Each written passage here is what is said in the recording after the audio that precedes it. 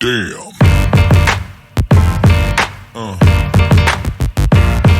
Yeah. Yeah.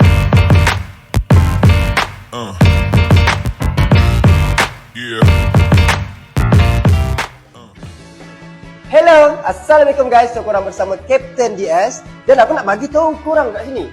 So korang boleh tengok video yang kita orang akan tunjuk, iaitu video seminar 1 hari bersama DS Academy. Nak tengok tak vibe dia macam mana? Jom.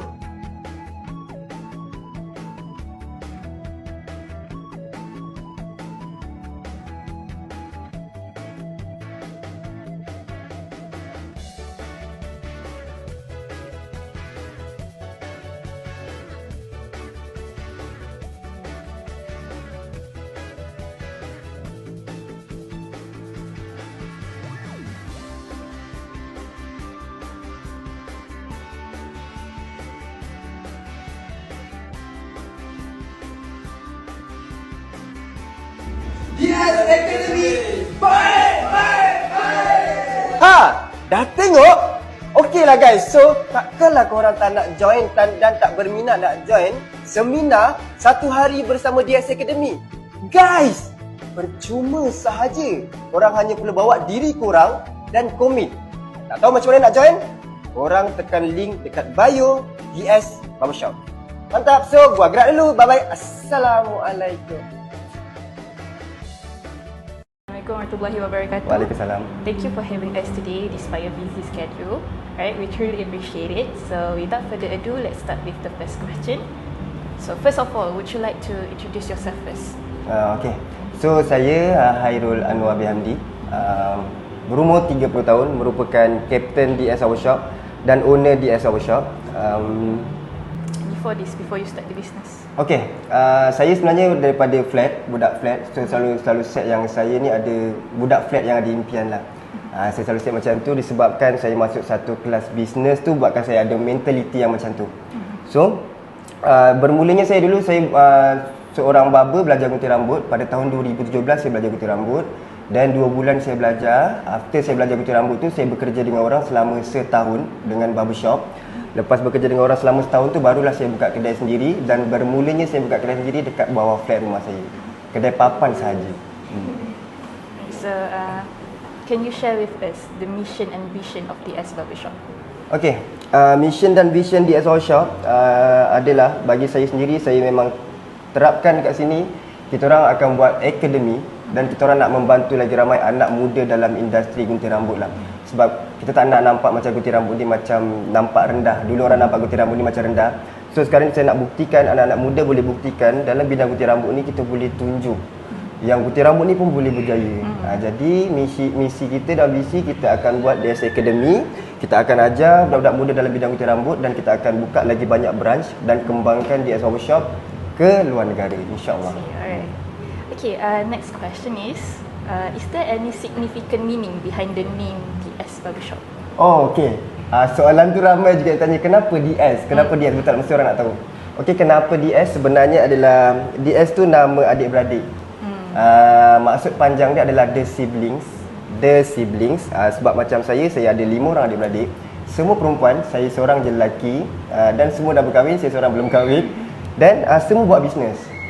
Jadi macam kak saya dia buat bisnes kuih kapit.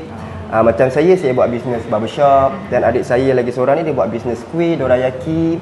Dan dia buat lagi seorang tu buat takoyaki. Jadi kita orang letak nama, kita singkatkan The Siblings tu jadi apa yang nama yang cantik untuk singkatkan dia. Jadi kita letak DS.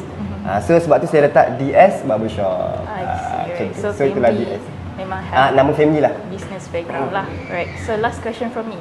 Why did you choose this type of business? Okey, sebenarnya kenapa saya bermula dengan bisnes ni? Mula-mula dulu saya tak pernah terfikir pun saya akan buat bisnes. Tak pernah langsung terfikir. Tapi disebabkan saya minat, mula-mula saya minat gunting rambut. Dan saya minat gunting rambut, saya buat bisnes gunting rambut. So kalau saya minat, contohlah saya minat gunting rambut tapi saya buat bisnes lain, susah untuk saya grow. Sebab saya tak minat buat satu tu. Jadi saya buat satu benda yang daripada saya minat dan saya jadikan tu bisnes. Dan tak pernah terfikir pun akan buka kedai sendiri sebenarnya. Tapi disebabkan ada mentor. Sebab mentor saya ada cakap dengan saya, dia bagi saya formula mesti. Dia cakap MESTI. M ni adalah apa-apa yang kita buat dalam hidup, kita kena ada mentor dengan minat. So bila kita ada mentor dengan minat, mentor kita ni akan bagi kita E. E ni adalah emosi dan ilmu. Jadi bila mentor tu bagi ilmu kat kita, macam saya minat gunting rambut, dia akan bagi ilmu gunting rambut lah. So lepas tu S adalah strategi. Jadi apa-apa yang kita buat, dia bagi tahu dalam hidup kau kena ada strategi. Macam strategi saya adalah saya buka kedai gunting rambut, saya belajar gunting rambut, lepas tu saya bekerja dengan orang, lepas tu saya memang dah ada impian yang nak buka kedai sendiri. Tapi dia kata dengan saya, kalau ada mentor, ada ilmu, ada strategi, tapi kalau tak ada T ni, tak ada guna 3 ni. T ni adalah, tahu tak apa? Tak tahu. Tindakan luar biasa. So maknanya kalau kita ada mentor dalam hidup, kita ada ilmu, kita ada strategi, tapi kita tak buat tindakan, jadi kita tak akan dapat hasil. Itu yang saya belajar lah. Dan impian. Itulah impian saya lukis tu. Yang tu saya lukis, masa tu saya belum buka kedai kat sini lagi. Masa tu saya lukis, saya dekat kedai bawah flat. Saya lukis, saya dah fikir, saya dah bayangkan yang saya mesti dapat buka kedai besar. Sebab kat sini saya pegang satu ayat yang Allah mengikut sangkaan hamba-Nya. Jadi bila kita bayangkan benda yang baik-baik, kita bayangkan kita boleh buat, kita bertindak, mesti Allah bagi. Serius. So, for question number 2, we start. How did you start the business? Macam mana saya start bisnes saya? Okey, saya start bisnes saya di Azhar Workshop ni pada tahun 2019. 2019 saya start dekat bawah rumah saya sendiri. Dan 2019 tu juga saya grow, maksudnya daripada saya seorang, lepas tu saya improve sampaikan saya ada tim 3 orang. So 2019 tu proses dia ambil masa sampai 2021. 2021. Which is 3 years. 3 years, okey. Lepas tu 2021 tu saya buka kedai dekat sini. 2021 sampai sekarang alhamdulillah 2023 baru saya buka kedai kat sini dan saya ada 8 orang tim. Wow. So, for next question, what are the pros and cons of the type of business you choose? Maksudnya kelebihan dan kekurangan you buka gunting rambut ni. Kelebihan Okey, kelebihan dia adalah satu je bagi saya. Gunting rambut ni adalah memberi manfaat kepada orang lain. Sebagai contoh adalah orang yang rambut panjang, kita boleh kemaskan dia. Orang yang single, contoh kan, dia tak ada gunting rambut, tiba-tiba rambut dia serabai, tiba-tiba lepas gunting rambut, handsome je. Jadi dia boleh dapat, faham tak masa dia. So sebenarnya memberi manfaat lah. Kita membantu orang dan menggayakan orang gunting rambut. Dan kalau kekurangan yang saya nampak, kekurangan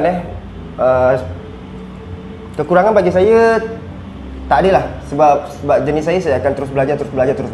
So, jadi saya akan buat macam proses learning lah. Betul. Untuk berjaya in future. Betul. Right. So, for my last question, if you don't mind, can you share how much the starting capital and the sources of financial for this business?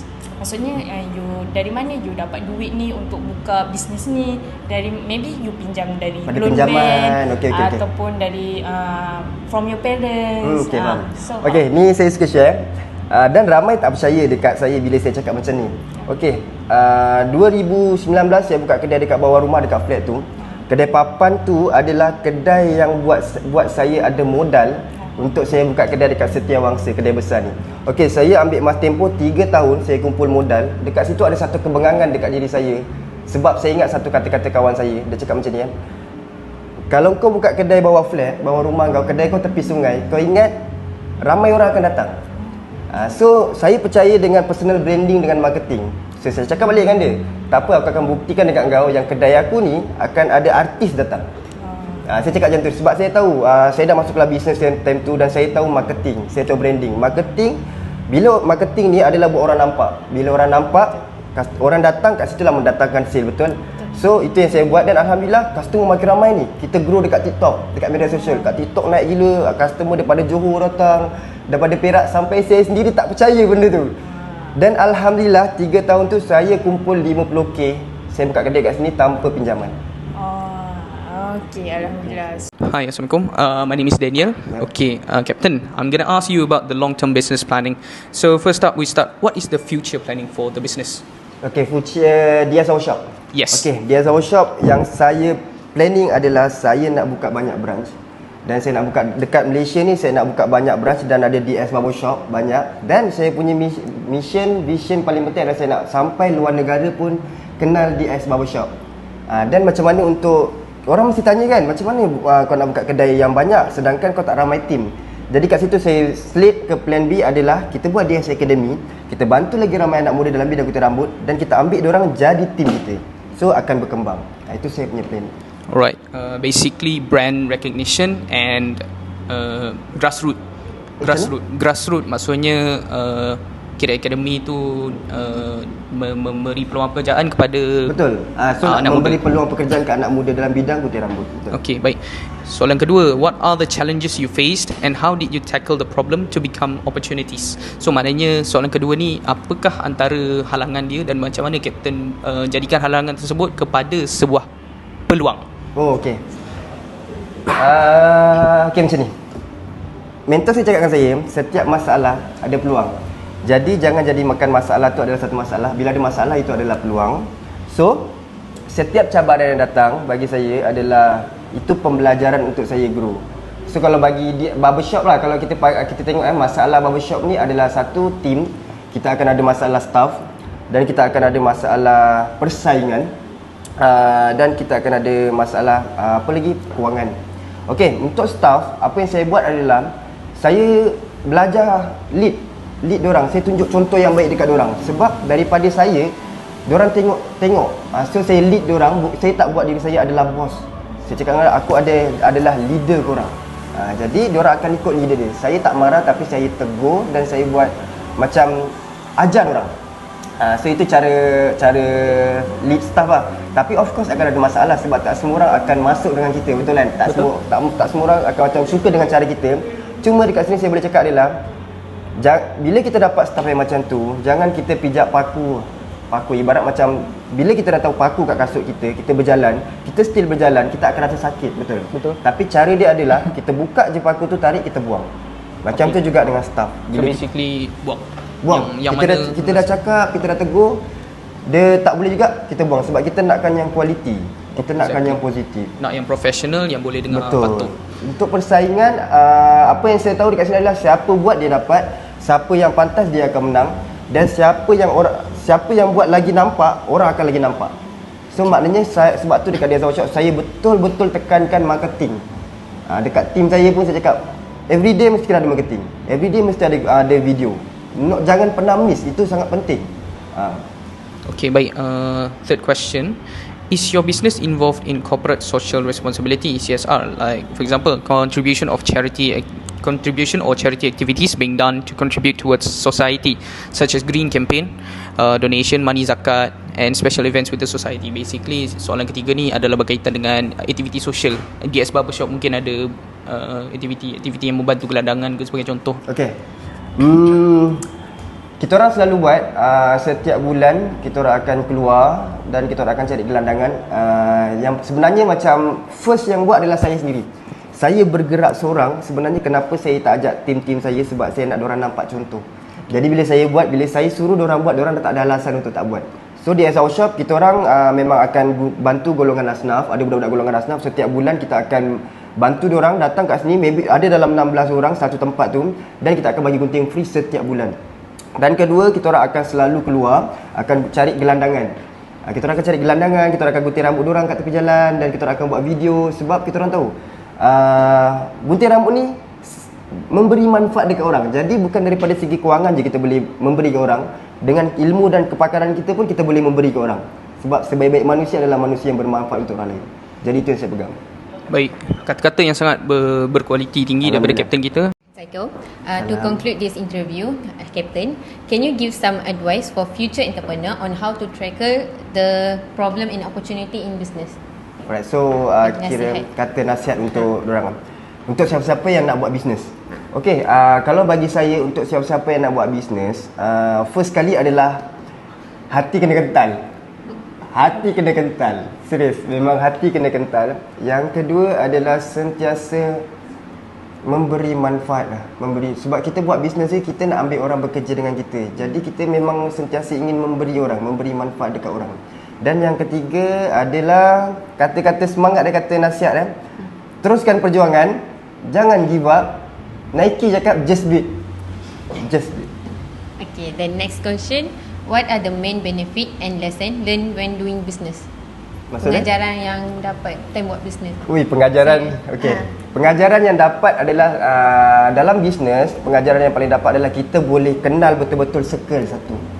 Circle sangat penting. Yang kedua adalah environment. Jadi kenapa saya cakap circle? Circle ni sangat penting sebab circle ni boleh mempengaruhi kita. Jadi bila kita buat bisnes, kita kena ada circle-circle, kawan-kawan yang bagus yang tak mempengaruhi kita punya mindset ke arah yang jahat, yang negatif. Kita kena berkawan dengan orang-orang yang baik, kena berkawan dengan orang-orang yang positif, kena berkawan dengan orang-orang yang bisnes untuk kita sama-sama berjaya. Itu bagi saya lah. Okay, the last question. Can you recommend ways to how encourage the fresh graduate to be involved in business? Okay, maksudnya tadi baik. okey, macam mana progress untuk diorang jadi pembisnes juga, nak buka bisnes juga. Okey, progress dia adalah saya buat sendiri Contoh kat saya buat sendiri adalah saya belajar dan saya masuk kelas bisnes.